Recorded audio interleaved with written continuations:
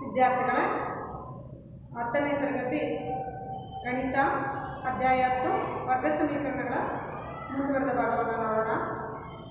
ಈಗಾಗಲೇ ನೀವು ವರ್ಗ ಸಮೀಕರಣವನ್ನು ವಿವಿಧ ವಿಧಾನಗಳಿಂದ ಬಿಡಿಸೋದು ಹೇಗೆ ಅನ್ನೋದನ್ನು ತಿಳ್ಕೊಂಡಿದ್ದೀರಿ. ಅಪವರ್ತನ ವಿಧಾನದಿಂದ ಬಿಡಿಸೋದನ್ನು ಕಲಿತ್ರಿ, ವರ್ಗಪೂರ್ಣ ಮಾಡುವ ವಿಧಾನದಿಂದ ಬಿಡಿಸೋದನ್ನು ಕಲಿತ್ರಿ, ಹಾಗೆ ಸೂತ್ರದ ಸಹಾಯದಿಂದ ವರ್ಗ ಸಮೀಕರಣವನ್ನು ಬಿಡಿಸೋದು ಹೇಗೆ ಅನ್ನೋದನ್ನು ತಿಳ್ಕೊಂಡ್ರಿ. ಈಗ ವರ್ಗ ಸಮೀಕರಣದ ಆಧಾರಿತ ಹೇಳಿಕೆ ಸಮಸ್ಯೆಗಳನ್ನು ತೆಗೆದುಕೊಂಡು ವರ್ಗ ಸಮೀಕರಣ ರೂಪಕ್ಕೆ ತಂದುಕೊಂಡು ಅವನ್ನು ಬಿಡಿಸೋದು ಹೇಗೆ ಅನ್ನೋದನ್ನು ತಿಳ್ಕೊಳ್ಳೋಣ. ಅಭ್ಯಾಸದ ಒಂದು ಪ್ರಶ್ನೆ, ಅಭ್ಯಾಸ 10.3. ಎರಡು ಸಂಖ್ಯೆಗಳ ಪ್ರಶ್ನೆ. ಅಭ್ಯಾಸದಲ್ಲಿ ಎರಡು ಸಂಖ್ಯೆಗಳ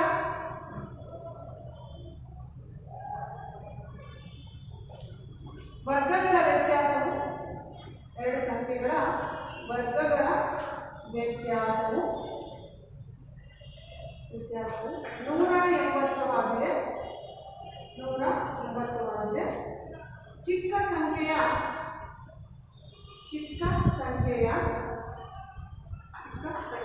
ವರ್ಗವು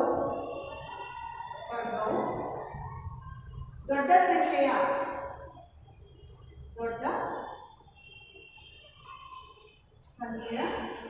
8ರಷ್ಟಿದ್ದರೆ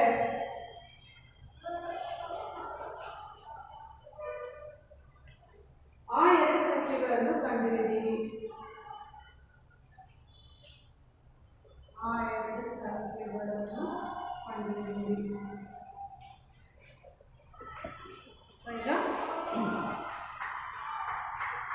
ಎರಡು ಸಂಖ್ಯೆಗಳ ವರ್ಗಗಳ ವ್ಯತ್ಯಾಸ 180 ಆಗಿದೆ. ಚಿಕ್ಕ ಸಂಖ್ಯೆಯ ವರ್ಗವು ದೊಡ್ಡ ಸಂಖ್ಯೆಯ 8ರಷ್ಟಿದ್ದರೆ ಆ ಎರಡು ಸಂಖ್ಯೆಗಳನ್ನು ಕಂಡುಹಿಡಿಯಿರಿ. ಇಲ್ಲಿ ಈ ರೀತಿ ಹೇಳಿಕೆ ರೂಪದಲ್ಲಿರುವಂಥ ಒಂದು ಸಮಸ್ಯೆಯನ್ನು ನೀಡಿದಾಗ ಇದನ್ನು ಸಮೀಕರಣ ರೂಪಕ್ಕೆ ಫಸ್ಟ್ ಪರಿವರ್ತಿಸ್ಕೋಬೇಕಾಗುತ್ತೆ.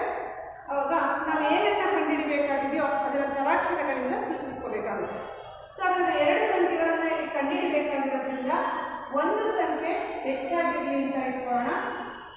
ಒಂದು ಸಂಖ್ಯೆ x ಆಗಿರಲಿ, ಅದರಲ್ಲಿ ಎರಡು ಸಂಖ್ಯೆಗಳಲ್ಲಿ ಒಂದು ಚಿಕ್ಕದು ಒಂದು ದೊಡ್ಡದು ಅಂತ ಹೇಳಿರೋದ್ರಿಂದ ಚಿಕ್ಕ ಸಂಖ್ಯೆ x ಆಗಿರಲಿ ಅಂತ ತಿಳ್ಕೊಂಡ್ರೆ ದೊಡ್ಡ ಸಂಖ್ಯೆ y ಆಗಿರಲಿ ಅಂತ ತಿಳ್ಕೊಬೇಕಾಗುತ್ತದೆ. ಹಾಗಾಗಿ ಒಂದು ಚಿಕ್ಕ ಸಂಖ್ಯೆ x ಆಗಿರಲಿ,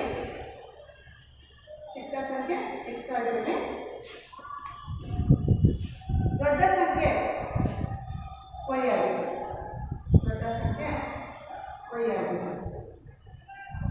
ಹಾಗಾದರೆ ದೊಡ್ಡ ಸಂಖ್ಯೆಯಿಂದ ಚಿಕ್ಕ ಸಂಖ್ಯೆಯನ್ನು ಕಳೆದಾಗ ಅಲ್ಲಿ ನಮಗೆ ಧನ ಸಂಖ್ಯೆ ಬರಲಿಕ್ಕೆ ಸಾಧ್ಯ. ಹಾಗಾಗಿ ಎರಡು ಸಂಖ್ಯೆಗಳ ವರ್ಗಗಳ ವ್ಯತ್ಯಾಸ 180 ಅಂತ ಹೇಳಿರೋದ್ರಿಂದ ದೊಡ್ಡ ಸಂಖ್ಯೆಯ ವರ್ಗ ಮತ್ತು ಚಿಕ್ಕ ಸಂಖ್ಯೆಯ ವರ್ಗ ಇವುಗಳ ವ್ಯತ್ಯಾಸ ಅಂದರೆ ಮೈನಸ್ ಹಾಕಬೇಕು. ವ್ಯತ್ಯಾಸವು ಎಷ್ಟಕ್ಕೆ ಸಮನಾಗಿದೆ? 180ಕ್ಕೆ ಸಮನಾಗಿದೆ. ಹಾಗಾದ್ರೆ y² - x² 180. ಇದು ಒಂದನೇ ಸಮೀಕರಣ ಅಂತ ಕೊಟ್ಕೊಳ್ಳಿ. ಇನ್ನೊಂದು ಸಮೀಕರಣವನ್ನು ನಾವು ಇನ್ನೊಂದು ಹೇಳಿಕೆಯನ್ನು ನೋಡ್ಕೊಳ್ಳಿ. ಇದರಲ್ಲಿ ಎರಡು ಹೇಳಿಕೆಗಳಿದ್ದಾವೆ. ಇನ್ನೊಂದು ಹೇಳಿಕೆ, ಚಿಕ್ಕ ಸಂಖ್ಯೆಯ ವರ್ಗವು ದೊಡ್ಡ ಸಂಖ್ಯೆಯ 8ರಷ್ಟಿದ್ದರೆ ಆ ಎರಡು ಸಂಖ್ಯೆಗಳನ್ನು ಕಂಡುಹಿಡಿಯಿರಿ ಇದ್ದಾರೆ. ಹಾಗಾದರೆ ಚಿಕ್ಕ ಸಂಖ್ಯೆಯ ವರ್ಗ, ನಾವು ಈ ಚಿಕ್ಕ ಸಂಖ್ಯೆ ಯಾವುದು ತಗೊಂಡಿರೋದು x, ಚಿಕ್ಕ ಸಂಖ್ಯೆಯ ವರ್ಗ ಅಂದರೆ x². ಯಾವುದಕ್ಕೆ ಸಮನಾಗಿರ್ತದೆ? ದೊಡ್ಡ ಸಂಖ್ಯೆಯ ಅಂದರೆ y ನ 8ರಷ್ಟಕ್ಕೆ ಅಂದರೆ 8y ಆಗುತ್ತದೆ. ಅಂದರೆ x² = 8y ಆಗುತ್ತದೆ. ಚಿಕ್ಕ ಸಂಖ್ಯೆಯ ವರ್ಗವು ಅಂದರೆ x² ದೊಡ್ಡ ಸಂಖ್ಯೆಯ 8ರಷ್ಟು ಅಂದರೆ 8yಗೆ ಸಮನಾಗಿರುತ್ತದೆ. ಇದು ಸಮೀಕರಣ ನಂಬರ್ 2 ಅಂತ ಕೊಡ್ತೀನಿ. ಈ x² = 8y ಬೆಲೆಯನ್ನು ಸಮೀಕರಣ 1ರಲ್ಲಿ ಆದೇಶಿಸಿ. ಸಮೀಕರಣ 2ಅನ್ನು 1ರಲ್ಲಿ ಆದೇಶಿಸಿ. ಹಾಗಾದ್ರೆ ಒಂದನೇದರಲ್ಲಿ ಆದೇಶಿಸಿದಾಗ ಒಂದೇ ಸಮೀಕರಣ ನಮ್ಗೆ ಯಾವ ರೀತಿ ದೊರೆಯುತ್ತದೆ ಅಂದರೆ y² - x² ಅನ್ನು ಬದಲಾಗಿ ಏನಂತ ಹಾಕಬೇಕು? 8y ಅನ್ನು ಆದೇಶಿಸಬೇಕು. =180. ವರ್ಗ ಸಮೀಕರಣದ ಆದರ್ಶ ರೂಪಕ್ಕೆ ತಂದಾಗ y² - 8y 180 ಈ ಕಡೆ ಬಂದರೆ -180 ಆಯಿತು. 180 ಈ ಕಡೆ ತಂದಾದ್ಮೇಲೆ ಆ ಕಡೆ ಏನು ಉಳಿತು? 0 ಉಳಿತು. ಈಗ ವರ್ಗ ಸಮೀಕರಣದ ಆದರ್ಶ ರೂಪದಲ್ಲಿದೆ. ಇದನ್ನು ಅಪವರ್ತನ ಅಥವಾ ಸೂತ್ರದ ಸಹಾಯ ಅಥವಾ ವರ್ಗಪೂರ್ಣ ಮಾಡುವ ವಿಧಾನದಿಂದ ನಾವು ಬಿಡಿಸಬಹುದಾಗಿರುತ್ತೆ. ನಾನೀಗ ಅಪವರ್ತನ ವಿಧಾನದಿಂದ ಬಿಡಿಸ್ತೇನೆ.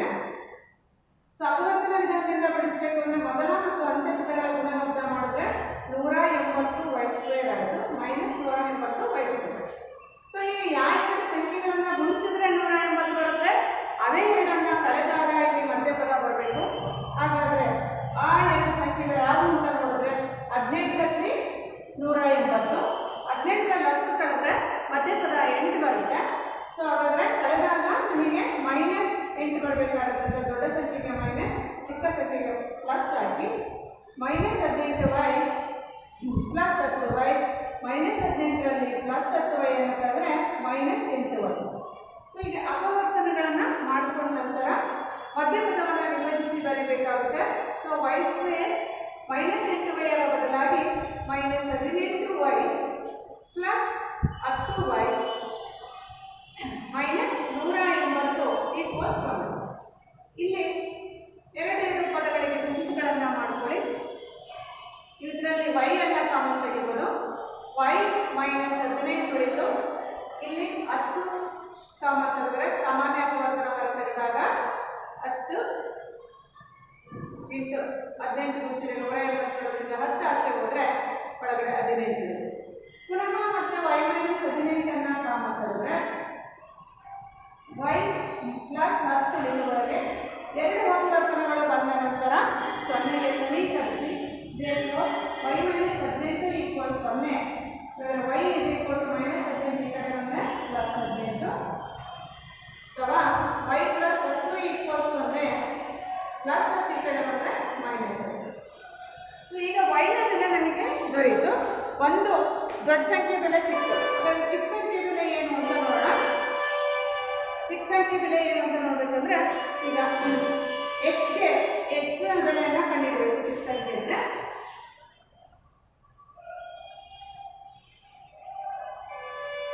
ಸೊ ಈಗ x² = 8y ಅಂತ ನಮಗೆ ಗೊತ್ತಿದೆ. ಎರಡನೇ ಸಮೀಕರಣದಿಂದ x² = 8y ಅಂತ.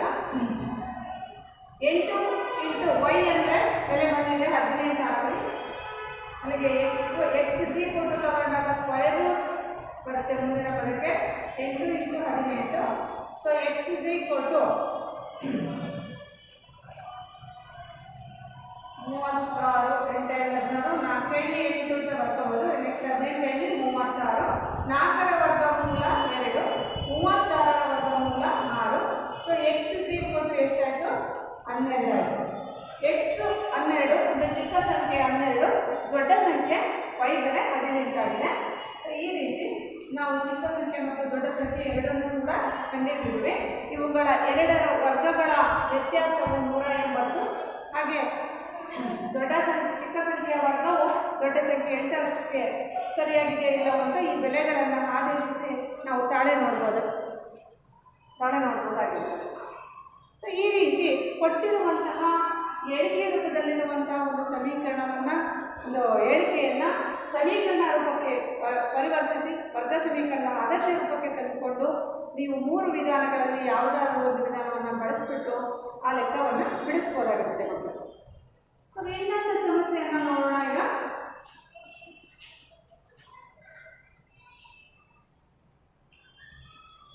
ಆದರ್ಶ ರೂಪದಲ್ಲಿಲ್ಲದ ಒಂದು ಸಮೀಕರಣವನ್ನು ನೀಡಿರ್ತಾರೆ. ನಾವು ಫಸ್ಟ್ ಅದನ್ನು ಸುಲಭೀಕರಿಸಿ ಆದರ್ಶ ರೂಪಕ್ಕೆ ತಂದುಕೊಂಡು ನಂತರ ಅದನ್ನು ಬಿಡಿಸೋದು ಹೇಗೆ ಅನ್ನೋದನ್ನು ಈಗ ತಿಳಿಯೋಣ. ಒಂದು ಲೆಕ್ಕವನ್ನು ಗಮನಿಸಿ. ಇಲ್ಲಿ ಉದಾಹರಣೆ ಲೆಕ್ಕದಲ್ಲಿದೆ x + 1/x = 0 ಆದರೆ ಇಲ್ಲಿ x ≠ 0. ಇದನ್ನು ಮೂಲಗಳನ್ನು ಕಂಡುಹಿಡಿಯಿರಿ. ಸಮೀಕರಣದ ಮೂಲಗಳನ್ನು ಕಂಡುಹಿಡಿಯಿರಿ. ಈಗ ಸಮೀಕರಣದ ಮೂಲಗಳನ್ನು ಕಂಡುಹಿಡಿಯೋಣ. ಸೂತ್ರದ ಸಹಾಯದಿಂದ ಕಂಡುಹಿಡಿಯೋಣ. ನಾವು ಇಲ್ಲಿ ಫಸ್ಟ್ ನಾವು ಸುಲಭೀಕರಿಸಬೇಕಾಗುತ್ತೆ. ಎಡಭಾಗವನ್ನು ಸುಲಭೀಕರಿಸಬೇಕು ಅಂದರೆ ಛೇದಗಳ ಲಾಸವನ್ನು ತೆಗೆದುಕೊಂಡು ಮಾಡ್ಬೋದು. ಇಲ್ಲ ಕೆಳಗಡೆ ಛೇದದಲ್ಲಿ x ಇರೋದ್ರಿಂದ ಎರಡೂ ಕಡೆ x ರಿಂದ ಗುಣಿಸಿ. ಎರಡೂ ಕಡೆ ಸಮೀಕರಣದ ಎರಡೂ ಕಡೆ x ನಿಂದ ಗುಣಿಸಿ. x ನಿಂದ ಗುಣಿಸಿದಾಗ x × x x² ಆಯಿತು. ಇಲ್ಲಿ x ಕ್ಯಾನ್ಸಲ್ ಆಯಿತು, 1 ಆಯಿತು. 0 × x 0 ಆಯಿತು. ಸೊ ಇದಕ್ಕೆ b² - 4ac ಬೆಲೆ ಕಂಡುಹಿಡಿಯೋಣ. ಇಲ್ಲಿ ABC ಬೆಲೆಗಳನ್ನು ಬರ್ಕೊಂಡಾಗ a ಅಂದರೆ 1, b ಅಂದರೆ ಇಲ್ಲಿ 0, c ಅಂದರೆ 1. ಸೊ b² - 4ac ಬೆಲೆ ಕಂಡುಹಿಡಿದಾಗ b² ಅಂದರೆ 0² 4 × a ಅಂದರೆ 1, c ಅಂದರೆ 1. b² - 4ac = ಮೈನಸ್ 4 ಒಂದ ಮೈನಸ್ 4. ಇಲ್ಲಿ ಬಿ ಸ್ಕ್ವೇರ್ ಮೈನಸ್ 4ac ಬೆಲೆ ಏನಾಗಿದೆ? 0ಗಿಂತ ಚಿಕ್ಕದಾಗಿದೆ. ಹಾಗಾದರೆ ಮೂಲಗಳು ಯಾವ ರೀತಿ ಬರ್ತವೆ ಅಂತ ಚೆಕ್ ಮಾಡಿ. ಏನಾಗಿದೆ? ಬಿ ಸ್ಕ್ವೇರ್ ಮೈನಸ್ 4ac ಬೆಲೆ ಮೈನಸ್ 4 ಆದಾಗ ಮೂಲಗಳು ಅಂದರೆ 0ಗಿಂತ ಚಿಕ್ಕದಾದಾಗ ಮೂಲಗಳು ವಾಸ್ತವ ಸಂಖ್ಯೆಗಳಾಗಿರೋಲ್ಲ ಅಂತ ನಾವು ಸೂತ್ರ ಸಹಾಯದಿಂದ ಬಿಡಿಸ್ಬೇಕಾದ್ರೆ ತಿಳ್ಕೊಂಡಿದ್ದೀವಿ. ಬಿ ಸ್ಕ್ವೇರ್ ಮೈನಸ್ 4ac ಬೆಲೆ greater than or equal to 0 ಆದಾಗ ಮೂಲಗಳು ವಾಸ್ತವವಾಗಿರ್ತವೆ. ಲೆಸ್ ದ್ಯಾನ್ 0 ಆಗಿದ್ದಾಗ ಮೂಲಗಳು ವಾಸ್ತವ ಸಂಖ್ಯೆಗಳಾಗಿರಲ್ಲ ಅಂತ ತಿಳ್ಕೊಂಡಿದ್ದೀವಿ. ಈಗ ಸೂತ್ರ ಸಹಾಯದಿಂದ ನಾವು ಮೂಲಗಳನ್ನು ಕಂಡುಹಿಡಿದು ಪರೀಕ್ಷಿಸೋಣ, ವಾಸ್ತವ ಸಂಖ್ಯೆಗಳಾಗಿರ್ತವೋ ಇಲ್ಲ ಅನ್ನೋದನ್ನು. ಸೊ ಹಾಗಾದರೆ ಸೂತ್ರ ಏನು? X is equal to minus b plus or minus square root of b square minus 4ac whole divided by 2a. ಈಗ ಬೆಲೆಯನ್ನು ಆದೇಶಿಸಿ. X is equal to minus b ಅಂದರೆ 0ಗೆ plus or minus square root of b square ಅಂದರೆ 0 square ಅಂದರೆ b square minus 4ac already ಕಂಡುಹಿಡಿದಿರೋದಿದೆಯಲ್ಲ, minus 4 ಡೈರೆಕ್ಟಾಗಿ ಆದೇಶಿಸಿ. 2 ಇಂಟು ಎ ಅಂದರೆ 1. X is equal to minus plus or minus square root of minus 4 2 so ಅಲ್ಲಿಗೆ X is equal to ಏನಾಯಿತು? Plus or minus square root of minus 4/2. ಇಲ್ಲಿ root ಒಳಗಡೆ minus ಬಂದಿರೋದ್ರಿಂದ ಅದನ್ನು ಆಚೆ ತೆಗೆಯಕ್ಕೆ ಬರಲ್ಲ, ವಾಸ್ತವಿಕ ಸಂಖ್ಯೆಗಳಾಗಿಲ್ಲ. ಮೈನಸ್ 4 ಅನ್ನೋದಕ್ಕೆ ಯಾವ ವರ್ಗ ಸಂಖ್ಯೆನೂ ಕೂಡ ಇರಲ್ಲ ಇಲ್ಲಿ. ಹಾಗಾಗಿ ಯಾವ ಒಂದು ವರ್ಗವೂ ಮೈನಸ್ 4 ಆಗಿರೋದಿಲ್ಲ. ಸೊ ಹಾಗಾಗಿ ಮೂಲಗಳು ವಾಸ್ತವ ಸಂಖ್ಯೆಗಳಲ್ಲ ಅನ್ನೋದು ಇದರಿಂದ ನೋಡಿ ನಾವು ಗಮನಿಸ್ಬೋದಾಗಿರುತ್ತೆ. ಅಂದರೆ ಇಲ್ಲಿ ಬಿ ಸ್ಕ್ವೇರ್ ಮೈನಸ್ 4ac ಬೆಲೆ ಮೇಲೇ ಮೂಲಗಳು ಯಾವ ರೀತಿ ವಾಸ್ತವಗಳಾಗಿರ್ತವೋ ಇಲ್ಲವೋ ಅನ್ನೋದನ್ನು ನಾವು ಹೇಳ್ಬೋದಾಗಿರುತ್ತೆ. ಈಗ ಇನ್ನೊಂದು ಉದಾಹರಣೆಯನ್ನು ನಾವು ತೆಗೆದುಕೊಳ್ಳೋಣ. ಇಲ್ಲಿ ಎಕ್ಸ್ ಪ್ಲಸ್ 1/x ಈಕ್ವಲ್ಸ್ 3 ಆದರೆ ಎಕ್ಸ್ ನಾಟ್ ಈಕ್ವಲ್ ಟು 0 ಆದರೆ ಮೂಲಗಳನ್ನು ಕಂಡುಹಿಡಿಯಿರಿ ಅಂತಾರೆ. ಸೊ ಇಲ್ಲಿ ಎಕ್ಸ್ ನಾಟ್ ಈಕ್ವಲ್ ಟು 0 ಯಾಕೆ ಅಂದರೆ ಇಲ್ಲಿ ಎಕ್ಸ್ ಇದ್ದಾಗ 0 ಆಯ್ತು ಅಂದರೆ ದೊಡ್ಡ ಸಮೀಕರಣನೇ ಆಗಲ್ಲ. ಹಾಗಾಗಿ ಎಕ್ಸ್ ನಾಟ್ ಈಕ್ವಲ್ ಟು 0. ಇಲ್ಲೂ ಕೂಡ ಅಷ್ಟೇ, ಎರಡು ಕಡೆ ನಾವು ಎಕ್ಸ್ನಿಂದ ಗುಣಿಸೋಣ. ಗುಣಿಸಿದಾಗ ಏನಾಯಿತು? ಗುಣಿಸಿದಾಗ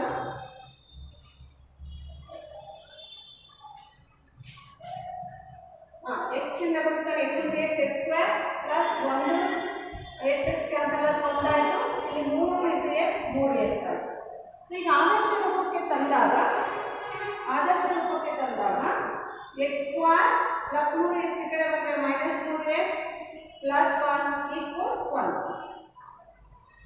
ಈಗ ಇಲ್ಲಿ ಎ ಎಷ್ಟು ಬಿ ಎಷ್ಟು ಸಿ ಎಷ್ಟು ಬರ್ಕೊಂಡಾಗ ಎ ಅಂದರೆ 1, ಬಿ ಅಂದರೆ ಮೈನಸ್ 3, ಸಿ ಅಂದರೆ 1. ಸೂತ್ರದ ಸಹಾಯದಿಂದ ಇದರ ಮೂಲಗಳನ್ನು ಕಂಡುಹಿಡಿಯೋಣ.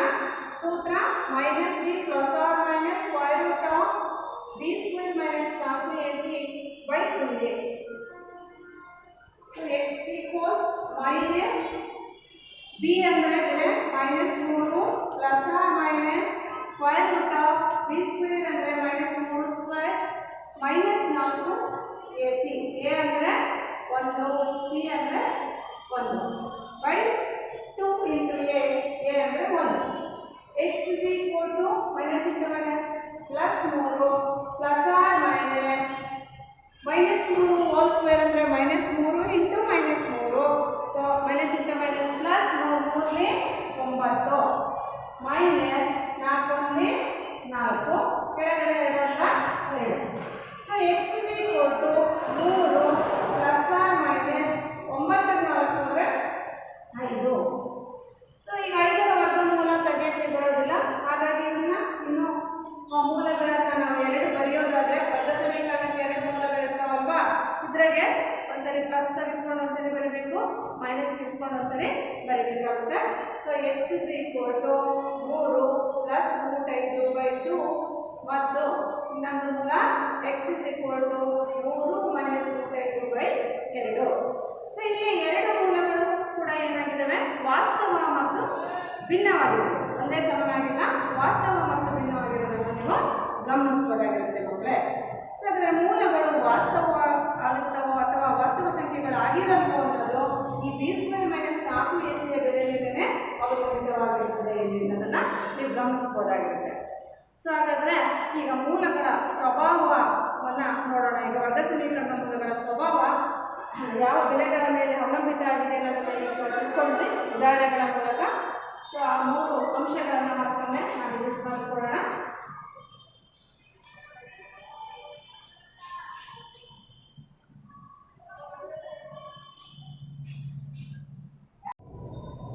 ವರ್ಗ ಸಮೀಕರಣದ ಆದರ್ಶ ರೂಪ ax² + bx + c = 0.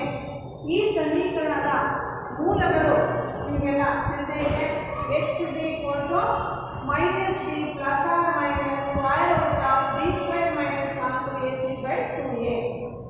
ಸೊ ಇಲ್ಲಿ ಈ ಸಮೀಕರಣದ ಮೂಲಗಳು ಅಂತ ಇದನ್ನು ಕರೀತೇವೆ. ಈ ಮೂಲಗಳು ವರ್ಗ ಸಮೀಕರಣವನ್ನು ಬಿಡಿಸಿದಾಗ ವಾಸ್ತವ ಸಂಖ್ಯೆಗಳಾಗಿರ್ತವೆ ಅಥವಾ ವಾಸ್ತವ ಸಂಖ್ಯೆಗಳಾಗಿರಲ್ವೋ ಅನ್ನೋದು ಈಗ ತಾನೇ ಉದಾಹರಣೆಗಳನ್ನು ತೆಗೆದುಕೊಂಡ್ರೆ ಯಾವ ಬೆಲೆಯ ಮೇಲೆ ಅವಲಂಬಿತವಾಗಿರುತ್ತಪ್ಪ ಅಂದರೆ ಈ b² - 4ac ಬೆಲೆ ಮೇಲೆ ಅವಲಂಬಿತವಾಗಿರ್ತದೆ. ಸೊ ಇಲ್ಲಿ 3 ಅಂಶಗಳನ್ನು ನಾವು ಗಮನಿಸಬೇಕಾಗುತ್ತೆ. b² - 4ac ಬೆಲೆ ಈ ಮೂಲಗಳ ವಾಸ್ತವ ಅಲ್ಲವೇ ಅಂತ ತಿಳಿಸೋದ್ರಿಂದ ಈ b² - 4ac ಬೆಲೆಯನ್ನು ವರ್ಗ ಸಮೀಕರಣದ ಶೋಧಕ ಅಂತ ಕರೀತೇವೆ. ಅದನ್ನು ಗ್ರೀಕ್ ಅಕ್ಷರ ಡೆಲ್ಟಾದಿಂದ ನಾವು ಸೂಚಿಸಿ ಬರ್ತೇವೆ. ಡೆಲ್ಟಾ ಅಂದರೆ b² - 4ac ಅಂತ ಅರ್ಥ. ಇದನ್ನು ವರ್ಗ ಸಮೀಕರಣದ ಶೋಧಕ ಅಂತ ಕರೀತೀವಿ. ಯಾಕೆಂದರೆ ವರ್ಗ ಸಮೀಕರಣದ ಮೂಲಗಳ ಸ್ವಭಾವವನ್ನು ಇದು ವಿವೇಚಿಸುತ್ತದೆ. ಹಾಗಾಗಿ ಇದನ್ನು ವರ್ಗ ಸಮೀಕರಣದ ಶೋಧಕ ಅಂತ ಕರಿತೀವಿ. ಶೋಧಕ ಅಂದರೆ ಡೆಲ್ಟಾ ಎಂಬ ಸಂಕೇತದಿಂದ ಗ್ರೀಕ್ ಅಕ್ಷರ ಡೆಲ್ಟಾ ಎಂಬ ಸಂಕೇತದಿಂದ ಸೂಚಿಸಿ ಬರ್ತೇವೆ. ಇಲ್ಲಿ ಡೆಲ್ಟಾ ಬೆಲೆ ಅಥವಾ b² - 4ac ಬೆಲೆ ಏನಾಗಿರುತ್ತೆ ಅನ್ನೋದ್ರ ಮೇಲೆ ಅಂದರೆ 0ಗೆ ಸಮಾನ ಅಥವಾ 0ಗಿಂತ ದೊಡ್ಡದ ಅಥವಾ 0ಗಿಂತ ಚಿಕ್ಕದ ಅದರ ಮೇಲೆ ನಾವು ಮೂಲಗಳ ಸ್ವಭಾವವನ್ನು ಹೇಳಲಾಗುತ್ತೆ. ಒಂದೇ ಪಾಯಿಂಟು, ಇಲ್ಲಿ b² - 4ac ಬೆಲೆ 0ಗಿಂತ ದೊಡ್ಡದಾಯಿತು. ಈಗ ಒಂದು ವರ್ಗ ಸಮೀಕರಣವನ್ನು ನೀಡಿರ್ತಾರೆ, ಬೆಲೆಗಳೆಲ್ಲ ಹಾಕಿಬಿಟ್ಟು ಸುಲಭೀಕರಿಸಿದ ನಂತರ ಈ b² - 4ac ಬೆಲೆ 0ಗಿಂತ ದೊಡ್ಡದು ಅಂದರೆ ಪಾಸಿಟಿವ್ ನಂಬರ್ ಬಂದಾಗ ಧನ ಸಂಖ್ಯೆ ಬಂದರೆ ಆವಾಗ ಮೂಲಗಳು ವಾಸ್ತವ ಮತ್ತು ಭಿನ್ನವಾಗಿರ್ತವೆ. ಎರಡು ಮೂಲಗಳು ಏನಾಗಿರ್ತವೆ? ವಾಸ್ತವ ಮತ್ತು ಭಿನ್ನವಾಗಿರುತ್ತವೆ. ವಾಸ್ತವ ಮತ್ತು ಭಿನ್ನವಾಗಿರುತ್ತವೆ. ಸಪೋಸ್ ಏನಾದರೂ b² - 4ac ಅಂದರೆ ಡೆಲ್ಟಾ ಬೆಲೆ 0ಗೆ ಸಮನಾದರೆ ಮೂಲಗಳು ಎರಡು ಮೂಲಗಳು ಸಮನಾದ ಮೂಲಗಳನ್ನು ಹೊಂದಿರುತ್ತದೆ. ಎರಡು ಸಮನಾದ ವಾಸ್ತವ ಮೂಲಗಳನ್ನು ಹೊಂದಿರುತ್ತದೆ. ಎರಡು ಮೂಲಗಳಿಗೆ ವಾಸ್ತವ ಮತ್ತು ಸಮನಾಗಿರುತ್ತದೆ. ಎರಡು ಮೂಲಗಳು ಸಮನಾದ ಮತ್ತು ವಾಸ್ತವವಾಗಿರುತ್ತವೆ. ಸಮ ಮತ್ತು ವಾಸ್ತವ ಸಂಖ್ಯೆಗಳಾಗಿರುತ್ತವೆ.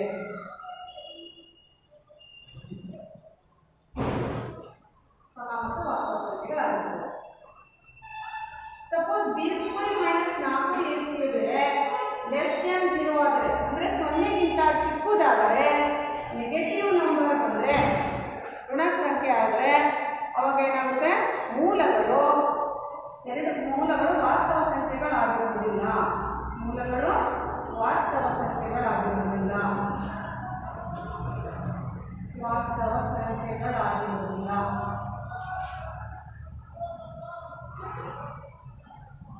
ಸೊ ಈ 3 ಅಂಶಗಳನ್ನು ಬಹಳ ಗಮನದಲ್ಲಿ ಇಟ್ಕೊಳ್ಬೇಕಾಗುತ್ತೆ ನೀವು.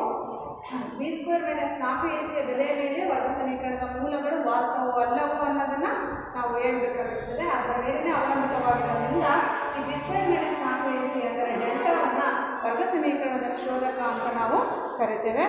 ವರ್ಗ ಸಮೀಕರಣದ ಶೋಧಕ ಆಗಿರ್ತದೆ.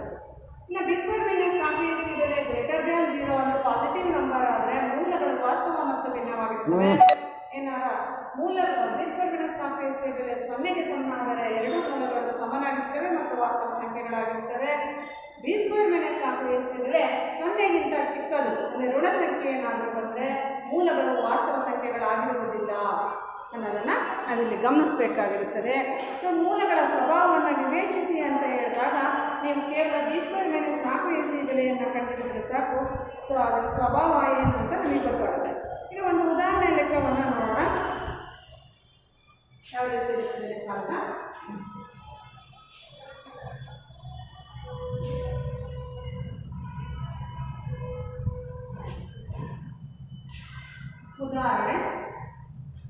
2x² minus 4x plus 3 equals 0 ವರ್ಗ ಸಮೀಕರಣದ ಶೋಧಕವನ್ನು ಕಂಡುಹಿಡಿಯಿರಿ. ಹಾಗೆ ಮೂಲಗಳ ಸ್ವಭಾವವನ್ನು ವಿವೇಚಿಸಿ. ಮೂಲಗಳ ಸ್ವಭಾವವನ್ನು ವಿವೇಚಿಸಿ.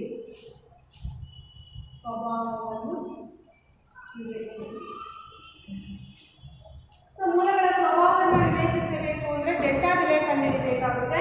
ಡೆಲ್ಟಾ ಬೆಲೆ ಕಂಡುಹಿಡಿಯಬೇಕು ಅಂದರೆ ಸಹಗುಣಕಗಳಾದ ABC ಬೆಲೆಗಳನ್ನು ಫಸ್ಟ್ ಬರ್ಕೋಬೇಕಾಗುತ್ತೆ. ಸೊ ಇದು ಆದರ್ಶ ರೂಪದಲ್ಲಿ ಇದೆ. ax² plus bx plus c equals 0 ಆದರ್ಶ ರೂಪದಲ್ಲಿದೆ. ಇಲ್ಲಿ a ಅಂದರೆ 2, b ಅಂದರೆ -4 ಸಮೇತ ಬರೀಬೇಕು, c ಅಂದರೆ 3. ಸೊ ಹಾಗಾದರೆ ನಾವು ಡೆಲ್ಟಾ ಬೆಲೆ ಕಂಡುಹಿಡಿಯಬೇಕು. Delta is equal to b² minus 4ac.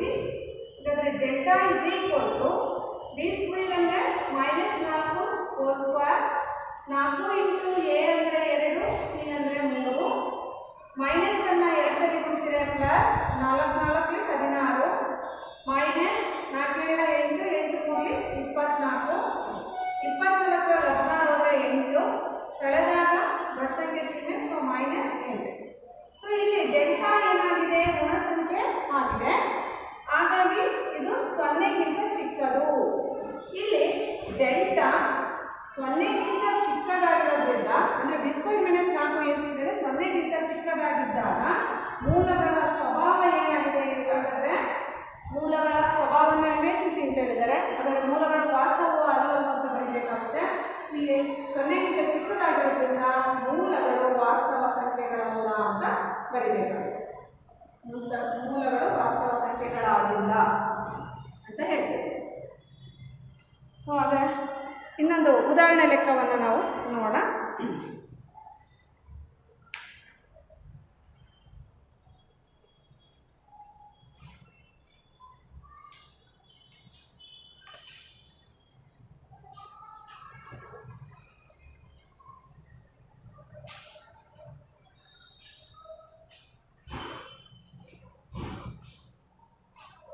ಅಭ್ಯಾಸ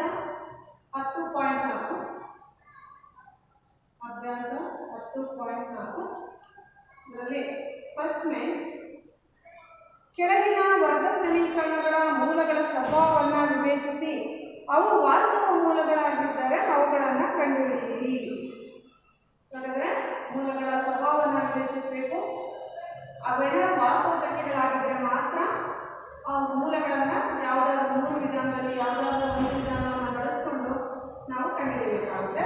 ವಾಸ್ತವ ಸಂಖ್ಯೆಗಳಾಗಿಲ್ಲ ಅಂದರೆ ಸ್ವಭಾವವನ್ನು ಅಷ್ಟೇ ವಿವೇಚಿಸಿ ತಿಳಿಯಬೇಕು.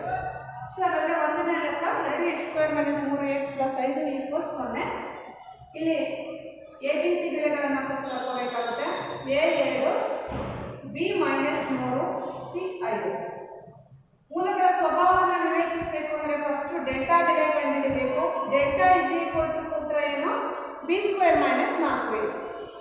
ಸೊ ಈಗ ಇಲ್ಲಿ b² ಅಂದರೆ -3 ಹೋಲ್ ಸ್ಕ್ವೇರ್, 4 ಇಂಟು a ಅಂದರೆ 2, c ಅಂದರೆ 5, -3ನ 2 ಸರಿ ಗುಣಿಸಿದರೆ ಮೈನಸ್ ಇಂಟು ಮೈನಸ್ ಪ್ಲಸ್ 3 9, 4 7 8 8 5 40, 40ರಲ್ಲಿ 9 ಕಳೆದ್ರೆ -31, -41 ಸೊ ಮೈನಸ್ ಅಂದರೆ ಋಣ ಸಂಖ್ಯೆ ಅಂದರೆ 0ಗಿಂತ ಚಿಕ್ಕದು.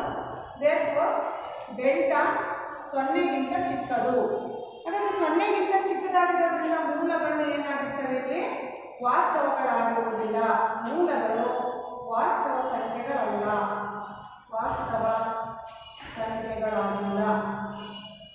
ಮೂಲಗಳು ವಾಸ್ತವ ಸಂಖ್ಯೆಗಳಾಗಿಲ್ಲ.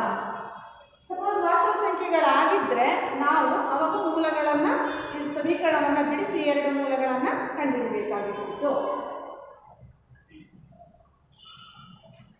ಇದು ಇನ್ನೊಂದು ಎರಡನೇ ಮೇನ್ ಲೆಕ್ಕವನ್ನು ನೋಡೋಣ.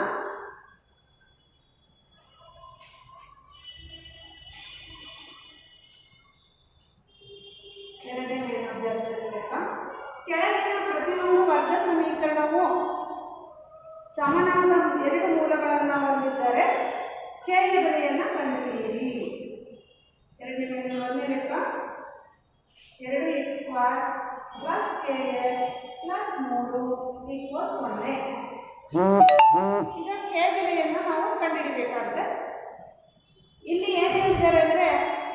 ಎರಡು ಮೂಲಗಳು ಸಮನಾದ ಮೂಲಗಳನ್ನು ಹೊಂದಿದೆ ಈ ಸಮೀಕರಣ. ಇಲ್ಲಿ ಬಿ ಜಾಗದಲ್ಲಿ ಕೆ ಕೊಟ್ಟಾರೆ, ax² + bx + c ರೂಪದಲ್ಲಿದೆ. ಅಂದರೆ ಬಿ ಜಾಗದಲ್ಲಿ ಕೆ ಕೊಟ್ಟಾರೆ, ಸಂಖ್ಯೆ ಕೊಡೋದ್ರಲ್ಲ ಆ ಕೆ ಬೆಲೆ ಎಷ್ಟಿದೆ ಅಂತ ನಾವು ಕಂಡುಹಿಡಿಬೇಕು ಈ ಸಮೀಕರಣದ ಮೂಲಗಳು ಸಮನಾಗಿದ್ದಾಗ. ಸೊ ಹಾಗಾದರೆ ಇಲ್ಲಿ ಮೂಲಗಳ ಸ್ವಭಾವಕ್ಕೆ ಸಂಬಂಧಪಟ್ಟಿದ್ದ ಪ್ರಶ್ನೆನೇ ಆಗುತ್ತೆ. ಸಮ, ವಾಸ್ತವ, ಭಿನ್ನ ಈ ಥರ ಬಂತಂದರೆ ಮೂಲಗಳ ಸ್ವಭಾವದ ಪ್ರಶ್ನೆನೇ. ಮೂಲಗಳ ಸ್ವಭಾವ ಅಂತಿದ್ದಂಗೆ ನಾವು ಡೆಲ್ಟಾ ಬೆಲೆಯನ್ನು ಕಂಡುಹಿಡಬೇಕಾಗುತ್ತೆ. ಸೊ ಹಾಗಾದರೆ ಇಲ್ಲಿ ಎ ಎಷ್ಟು, ಬಿ ಎಷ್ಟು, ಸಿ ಎಷ್ಟು ಬರ್ಕೊಳ್ಳೋಣ.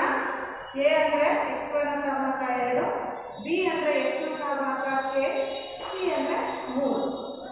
ಹಾಗಾದರೆ b² - 4ac ಬೆಲೆ ಕಂಡುಹಿಡಿಯೋಣ. b² - 4ac, b² ಅಂದರೆ k², 4 × a ಅಂದರೆ 2, c ಅಂದರೆ 3, k² 4 × 8 8 3 24.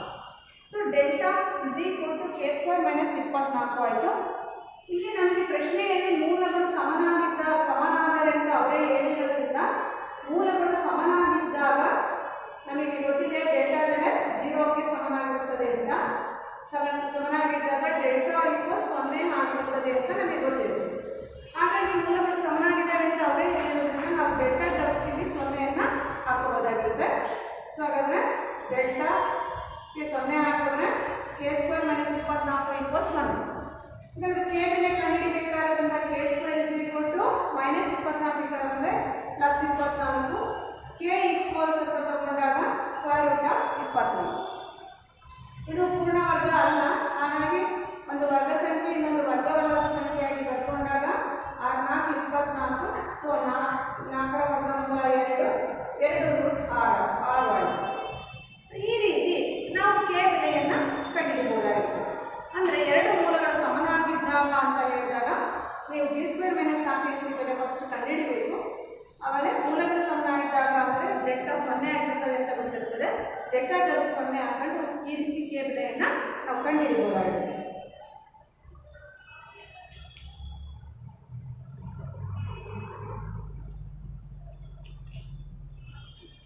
ಇದುವರೆಗೂ ವರ್ಗ ಸಮೀಕರಣ ಅಧ್ಯಯನದಲ್ಲಿ ನಾವು ಏನೇನು ತಿಳ್ಕೊಂಡ್ವಿ ಅಂತ ನೋಡೋದಾದರೆ, ವರ್ಗ ಸಮೀಕರಣ ಅಂದ್ರೇನು ಅರ್ಥವನ್ನು ತಿಳ್ಕೊಂಡ್ವಿ. ವರ್ಗ ಸಮೀಕರಣದ ಕೊಟ್ಟಿರುವಂತಹ ಸಮೀಕರಣಗಳು ವರ್ಗ ಸಮೀಕರಣವೇ ಅಲ್ಲವೇ ನಾವು ಪರೀಕ್ಷೆ ಮಾಡೋದನ್ನು ತಿಳ್ಕೊಂಡ್ರಿ. ಸೊ ವರ್ಗ ಸಮೀಕರಣವನ್ನು ಬಿಡಿಸುವಂತಹ ವಿಧಾನಗಳ ಬಗ್ಗೆ ತಿಳ್ಕೊಂಡ್ರಿ. ಅಂದರೆ ಅಪವರ್ತನ ವಿಧಾನ, ವರ್ಗಪೂರ್ಣ ಮಾಡುವ ವಿಧಾನ ಮತ್ತು ಸೂತ್ರ ಸಹಾಯದಿಂದ ಬಿಡಿಸುವ ವಿಧಾನಗಳನ್ನು ತಿಳ್ಕೊಂಡ್ರಿ. ನಂತರ ಮೂಲಗಳ ಸ್ವಭಾವವನ್ನು ವಿವೇಚಿಸೋದನ್ನು ತಿಳ್ಕೊಂಡ್ರಿ. ಹಾಗೆ ವರ್ಗ ಸಮೀಕರಣ ಆಧಾರಿತ ಸಮಸ್ಯೆಗಳ ಬಗ್ಗೆ ತಿಳ್ಕೊಂಡ್ರಿ. ಒಟ್ಟಾರೆ ಇದರ ಸಾರಾಂಶ ಏನಪ್ಪ ಅಂದರೆ, ಈ ಅಧ್ಯಾಯದ ಸಾರಾಂಶ ಏನೆಂದರೆ, ಈ ಅಧ್ಯಾಯದಲ್ಲಿ ನೀವು ಕೆಳಗಿನ ಅಂಶಗಳನ್ನು ಅಧ್ಯಯನ ಮಾಡಿರುವಿರಿ. 1ನೇ ಅಂಶ, x ಚರಾಕ್ಷರವನ್ನು ಹೊಂದಿರುವಂತಹ ಒಂದು ವರ್ಗ ಸಮೀಕರಣವು ax² + bx + c = 0 ರೂಪದಲ್ಲಿರುತ್ತದೆ. ಇಲ್ಲಿ a, b, cಗಳು ವಾಸ್ತವ ಸಂಖ್ಯೆಗಳಾಗಿದ್ದು a ≠ 0. 2ನೇ ಅಂಶ, ax² + bx + c = 0 ಸಮೀಕರಣದಲ್ಲಿ ಒಂದು ವಾಸ್ತವ ಸಂಖ್ಯೆ ಆಲ್ಫಾಗೆ αx² + αx + c = 0 ಆದರೆ ಆಗ ಆಲ್ಫಾವನ್ನು ಈ ವರ್ಗ ಸಮೀಕರಣದ ಒಂದು ಮೂಲ ಎನ್ನುತ್ತಾರೆ. ax² + bx + c ಬಹುಪದೋಕ್ತಿಯ ಶೂನ್ಯತೆಗಳು ಮತ್ತು ax² + bx + c = 0 ವರ್ಗ ಸಮೀಕರಣದ ಮೂಲಗಳು ಒಂದೇ ಆಗಿರುತ್ತವೆ. 3ನೇ ಅಂಶ, ax² + bx + c = 0 a ≠ 0. ಇದನ್ನು ಎರಡು ಚರಾಕ್ಷರಗಳ ಅಪವರ್ತನಗಳ ಗುಣಲಬ್ಧವಾಗಿ ಅಪವರ್ತಿಸಲು ಸಾಧ್ಯವಾದರೆ ಈ ಪ್ರತಿಯೊಂದು ಅಪವರ್ತನವನ್ನು 0ಗೆ ಸಮೀಕರಿಸುವುದಾದರೆ ax² + bx + c = 0 ವರ್ಗ ಸಮೀಕರಣದ ಮೂಲಗಳನ್ನು ಕಂಡುಹಿಡಿಯಬಹುದಾಗಿದೆ. ಒಂದು ವರ್ಗ ಸಮೀಕರಣವನ್ನು ವರ್ಗಪೂರ್ಣಗೊಳಿಸುವ ವಿಧಾನದಿಂದಲೂ ಬಿಡಿಸಬಹುದು. ವರ್ಗ ಸಮೀಕರಣದ ಸೂತ್ರ ax² + bx + c = 0 ವರ್ಗ ಸಮೀಕರಣದ ಮೂಲಗಳು -b ± √b² - 4ac / 2a. ಇಲ್ಲಿ b² - 4ac ≥ 0 ಆಗಿರಲೇಬೇಕು. 6ನೇ ಅಂಶ, ax² + bx + c = 0 ವರ್ಗ ಸಮೀಕರಣವು b² - 4ac > 0 ಆದರೆ ಎರಡು ಭಿನ್ನವಾದ ವಾಸ್ತವ ಮೂಲಗಳನ್ನು ಹೊಂದಿರುತ್ತದೆ.